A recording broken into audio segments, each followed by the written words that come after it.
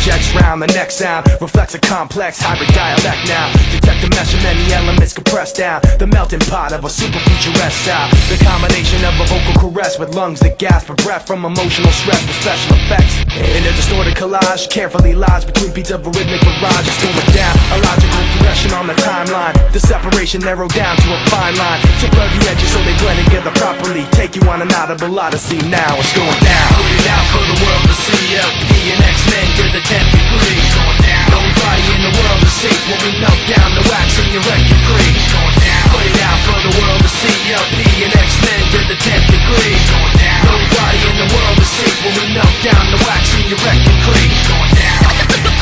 Put it on. Then go like this. You do it like this. Once again it is composed sentences, altogether venomous. The four elements of natural force projected daily through the sound of the source. Everybody on board as we blend the sword with the pen. The mightiest the weapon swinging right for the chin. To elevate mental states long gone with the wind. To defend men from shoddy imitation pretends it's going down. Style assimilation, readily trekking through the weaponry of a pure pedigree. Cleverly seeing through whatever is ahead of me. Whatever the weather be, we advance steadily. It's going down subterrestrial hot. A rhyme regiment that's calling the shots. Execution of collaborative plots, ready to bring the separation of style to a stop. It's going down, a logical progression on the timeline. The separation narrowed down to a fine line. To blur the edges so they blend together properly. Take you on an audible odyssey. Now it's going down. Put it out for the world to see. LP and X-Men to the 10th degree. Going down. Nobody in the world is safe when we melt down the wax in your record creek. Going down. Put it out for the world to see. LP and X-Men to the 10th degree. Going down. Nobody in the world is safe when we melt down the wax in your record creek. X-Men about to blast off worldwide. X-Men about to blast off worldwide. You do it like this. About to blast off worldwide. Put it out for the world to see. LP and X-Men to the 10th degree. Nobody in the world is safe when we melt down the wax in your record creek. Put it out for the world to see. LP and X-Men to the 10th degree. Nobody in the world is safe when we melt down the wax in your record creek. Put it on. Then go like this. You do it like this. Put it on. Then go like this. You do it like this.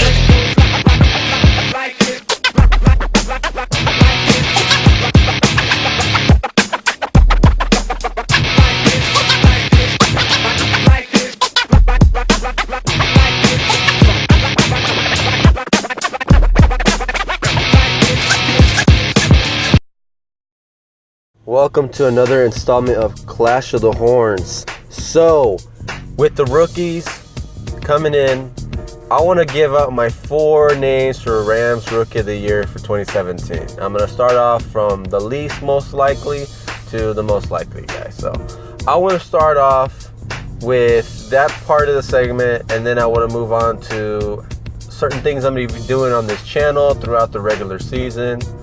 And that's pretty much it. So let's start with Samson Ebukam from Eastern Washington, outside linebacker who also plays defensive end.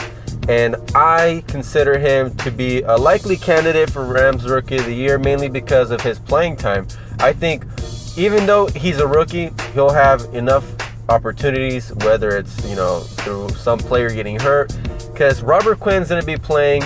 Robert Quinn also has a history of not staying healthy and getting injured, which I hope he can stay healthy all year. I mean, I would love for Robert Quinn to have a full season to come back to his old form, but the last 2 seasons he's been getting hurt, and you've seen him being, carted off a couple times, having surgery, or just having injuries. And hopefully, if that were to happen, at least Samson Ebukam will get some playing time. And it'll be something that I kind of would like, because I think Samson Ebukam fits this defense, the type of Wade Phillips player. He likes the fast linebackers, agility, athletic, just get to the quarterback, because that's the type of 3-4 defense that he runs, is an attacking defense. So he's going to try to get you at different types of angles, and you need guys that can do that in a split second and just react and go after the quarterback. Because Connor Barwin has a history of actually being pretty healthy as a linebacker, so I don't think Connor Barwin will get injured. Alec Ogletree stayed healthy after his injury, and then prior to his injury, he was a great linebacker for the Rams. And then you also have Mark Barron, who has been consistently healthy, has been playing for the Rams, have been probably one of the best linebackers we've had in a while, and from moving from strong safety to linebacker. Then you have Robert Quinn, who he's good. You just know he's injury prone. So Samson Ebukam, I think, will have enough playing time, whether it's the preseason. I know he'll get a lot of snaps in the preseason. They'll probably want to, rest Robert Quinn. And that's why Samson Ebukam and the other linebackers that we've drafted or signed through free agency, undrafted free agents, will get their opportunities in the preseason. And we'll see a lot more of Samson Ebukam in the preseason. I know for sure he's one of our fastest players because he runs a 4.5. He's a linebacker. He's 230 pounds, about 6'1", 6'2". He's just an athletic freak. The only thing I can critique about him is the way that sometimes he tries to shed blocks. His hands are all over the place. He reminds me of like the Tasmanian devil. He's vicious. He's dangerous. But he's just spinning in circles, man. So that's my only criticism about Samson. I think he'll be great, especially with Wade Phillips teaching him certain things. But that's why I consider him the fourth most likely to be the Rams Rookie of the Year. Because I think this is more of a yards, unless he's getting, creating fumbles and getting interceptions and sacking the quarterback multiple times. That's why I put him fourth, because it's, people like the offense more. They want the Rams to, contribute more offensively. We already have an okay defense, especially with the roster that we have. But I still think if he were to do those things, kind of stand out from the rest of the rookies this season, he'll be Rams Rookie of the Year. But I consider him fourth most likely. Then I have Josh Reynolds, wide receiver from Texas A&M. A guy that has a lot of followers, a guy that has been going through college. I think he went to community college, then he went to Texas A&M and had a great season and became a starter overnight. Had a phenomenal year last year, and he's coming to the Rams.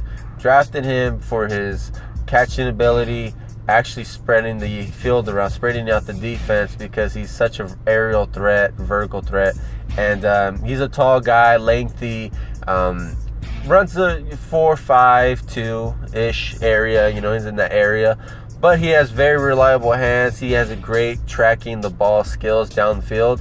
The only thing is he does have a tendency to drop some passes. Everybody drops passes. I just think because they drafted him in the 4th round, and they already have guys like Pharoh Cooper, who I think will have a good year this year. I think I think Pharoh Cooper is good. I think Tavon Austin is good when he has the ball in his hands, and I think Robert Quinn is an okay signing in the free agency. And then if you need a guy to spread the field, and I think that's where Josh Reynolds comes in, and especially a rookie. I think, like I said, he'll have his opportunities in the preseason to showcase his skills. Hopefully they can get the best out of him. The Rams are doing something crazy right now. They have about 13 wide receivers in camp, and I think they're going to pick whoever they feel will help them win games. And Josh Reynolds was drafted for a reason. They need a wide receiver in the red zone. They need a wide receiver that they can just throw a bomb and pick up 30-plus yards. And he's that type of player. If you need a guy to go deep, get Josh Reynolds and throw the ball to him, man. He'll get it, especially with the corners, the way that they are, especially in the SEC, moving into the NFL. He's going to face similar competition, man. A lot of those SEC guys got drafted as well, and you'll see him going toe-to-toe with some of the best, especially in the NFC West. That's why I picked him third most likely to be the Rams Rookie of the Year, because he'll be an exciting player, especially when the Rams are catching up. Let's say they're down points and they need a big play. I think Josh Reynolds will be that guy. Him or Cooper Kupp. But that's why I'm just saying Josh Reynolds looks like a perfect wide receiver. I know for sure he'll be on the team because he was drafted. But will he have any playing time with all these wide receivers? You know, they have training camp. They have some players will be cut before the preseason starts. So hopefully he gets as much playing time, because I do feel excited about Josh Reynolds. I do think he was a steal for the Rams, being drafted in the 4th round, especially with everything he did in college, and especially with his height, his catching ability. Like I said, he's a vertical threat down the field.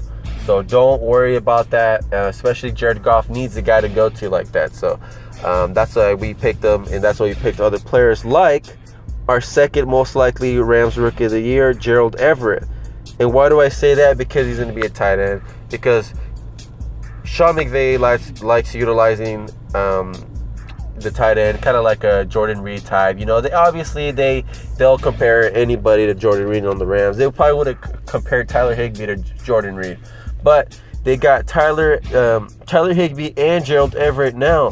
So don't be surprised if we're using the tight ends a lot, especially in the red zone, man, to go one-on-one with the linebackers and have mismatches. You'll see Gerald Everett is athletic, like you saw in the trailer. Like, this guy can go up for the ball and catch the football. He's a basketball player. He's 6'3", 239. He runs a 4.62. He's strong. Only thing about Gerald Everett, in my opinion, he has to work on his blocking, and he has to worry about actually staying in the play. Sometimes he doesn't get the ball, so it kind of wanders off. But when he's getting the football, best believe he's making plays. And this guy's a down-the-field threat as well. So I think Sean McVay did great with what he had to work with this season. He's like, you know what? I don't have a first-round pick, and I don't have a lot of picks. But what I do have is an eye for talent. And I think he did good with Gerald Everett. I know a lot of fans for the Rams did not like Gerald Everett being our 2nd-round pick. They probably thought he would have made it to the 3rd round. Possibly, but I think this guy kind of is what Sean McVay wanted. This could be your potential Rookie of the Year, and a lot of people don't think that because we have Tyler Higbee. But Sean McVay also likes having 2 tight ends. He likes having security blanket for Jared Goff. That's what I would consider him. And if you look at the offense that Sean McVay was running in Washington, look very closely to Gerald Everett, man. Look at what he did with Jordan Reed. And you can have 2 Jordan Reeds. Who knows? Tyler Higbee might be the guy too. But I think Tyler Higbee will start for the Rams. But Gerald Everett will have many snaps. And if you look at his explosiveness, if you look at his, Gerald Everett's jumping ability, his catching radius, he's going to be a good go-to guy in the red zone. And one of the things that kills the Rams the past couple of seasons is not having a reliable tight end. The closest we got was to Jared Cook, and I actually like Jared Cook's speed. I thought he was a good tight end when it was about running his routes, but he had horrible hands, man. And hopefully we hit a home run with Gerald Everett, because you look at the way in college he's doing all wide receiver status catches. You know what I mean? Like, he's doing wide receiver style catches. He's getting wide open. He's just literally burning all the linebackers that are trying to guard him. And he did play at a lower level. He played at Division II. But look at his production, man. Look at what he did in college. And I think in this system, the only thing he really needs to worry about is, obviously learning the playbook, getting better at blocking and getting off of blocks. And if he can do that, he'll be fine, man. Especially, I see him work one-on-one with Connor Barwin, the outside linebacker for the Rams, the new outside linebacker. And he's teaching him how to get off blocks and how to block and all that cool stuff. That's great. Get this guy learning, and you can see a potential star for the Los Angeles Rams. I'm telling you guys this right now. And drum roll, please. the Rams Rookie of the Year, most likely this season, has to go to Cooper Kupp. This guy was phenomenal. He's going to be the go-to guy, wide receiver in the slot for the Rams. Potential. He can be a potential number one receiver, especially with all the wide receivers that we have right now. We have 13 wide receivers. We have Tavon Austin, who has wrist injury, who actually had a bad season last year. Who knows how he's going to work out with Sean McVay's system. They brought in many wide receivers because Sean McVay wasn't happy with the wide receivers we already had. And also we have KD Cannon coming in, after he was waived by the he was cut by the Niners and by the Jets. You have other wide receivers on the Rams team, Mike Thomas, who's injured right now. You have Pharoh Cooper, who I think will have a actual pretty decent season this year. I think he looks pretty good. He had a shoulder injury last season, but he has good hands. But then you have a guy like Cooper Kupp, who comes in from Eastern Washington, is one of the best wide receivers in history in the college level, gets drafted by the Rams, and I think he's a potential starter. I think he's already going to be a starter. Many people have projected him to be a starting wide receiver in the slot, competing with Tavon Austin or Nelson Spruce, who a lot of people are excited about that he's not injured right now. So Cooper Kupp seems to be the guy that he's always wide open for some reason, even though he's like one of the best wide receivers in college last season. And he ran a 4.62, which isn't the fastest, but he has one of the best hands. One of the analysis said that he's an advanced route runner, one of the best route runners in college. Great hands and average speed, but he has that thing where he can create separation and just make it look natural and get wide open and get around one of the best corners. He burnt Oregon, and he burnt I think Washington State, and just made him look silly by himself, man. That he was Eastern Washington's offense, and the way that he just made it look natural and easy, and mainly because he perfected his craft. He's a really good wide receiver, and even Steve Smith took some flack because he said out of all the wide receivers in this year's draft, Cooper Kupp is the best. He said that because of his route running, not because of his speed, not because of his height, not because of all this other stuff, but because of his work ethic and also his route running. And a lot of people laughed at him, but we'll see. And after this season, if Cooper Kupp is one of the best wide receivers, or at least one of the best rookies in the NFL, then I'm going to go back to all those people, the critics, people on YouTube, people on social media, and I'm going to go to Steve Smith and, hey, man, you are correct. Cooper Kupp is a real deal, and hopefully he does ball out, man. A lot of Ram fans are excited. They're more excited about Cooper Kupp than they were about the second-round pick, Gerald Everett, mainly because they looked at what he did in college. They saw him that they drafted him, and got a pretty good deal, man. They drafted him in the 3rd round. And I think out of all the players that the Rams picked up, Cooper Kupp was one of the best players with the best hands. And to me, that's saying something. And I really like the fact that a lot of the Rams made their voices heard. And I saw it in social media, and all the Ram fans went crazy. So to me, Cooper Kupp is the most likely to be the Rams Rookie of the Year, and I'm excited about this season. Hopefully you guys are excited about this season too. All right, hopefully you guys like that recap. I know it's nothing special. I just wanted to put my 2 cents out there and see if you guys felt the same about the rookies. I think those are my 4 rookies to watch out for: Samson Ebukam, Josh Reynolds, Gerald Everett, and Cooper Kupp. Also, following the regular season, I'm going to obviously, talk about the preseason games and what I liked about these players. Maybe they're undrafted free agents that the Rams signed and stayed on the team, or maybe they were good but the Rams didn't sign them for some dumb reason. That Rams have been doing that for a while. Last year I thought Duke Williams was actually a pretty good wide receiver, and the Rams ended up not signing him, and we had one of the worst wide receiver corps in the NFL. So it is what it is, man. I just like talking about the Rams. I love making more content about the Rams, so hopefully you guys enjoy that. but I really want to talk about when the regular season starts. I'm also going to be doing predictions. So not only am I going to be talking about the Rams, obviously I'm going to make my predictions for the Rams, but I'm also going to make them for every NFC team and every AFC team. And I'm going to be just making predictions. I'm going to say, all right, so the Rams play the Colts. Who do I think is going to win? I honestly think the Rams could win that game, especially if Andrew Luck doesn't play. Even if he did play, screw it. The Rams, they whooped them last time. Why couldn't they do it again? You know, especially with a better offense. But like stuff like that. The Raiders play the Broncos. I'll pick the Broncos, or I'll pick the Raiders, the Chargers, or whatever. You know, I'm just gonna make a little mini series about who will win this week, and then I'll just make my little predictions and see what record I have in the end of the year, and if I know what the hell I'm talking about. So hopefully you guys like that stuff.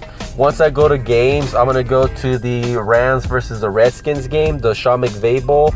I'm gonna be going to the Rams versus Eagles, Goff versus Wentz, and then the Niners, Rams against the Niners in the end of the year. And hopefully by then we actually have a good record. And if not, then it is what it is. It's the first Sean McVay year if we actually make the playoffs, because I think Wade Phillips is a beast.